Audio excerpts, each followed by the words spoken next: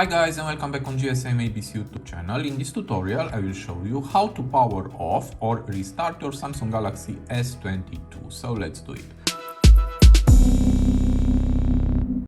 So to do that it is very easy. Here is my Samsung Galaxy S22 Ultra, and to power off or restart this phone we have two ways.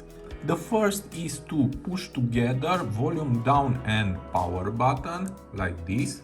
Keep pushing, and here we have power off and restart. Choose what you want.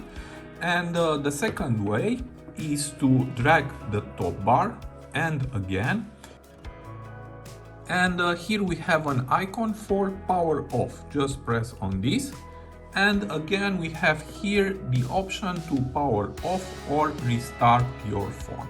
I will choose power off and again power off, and this was my tutorial for today. I hope to be useful, and see you to the next. Have a nice day.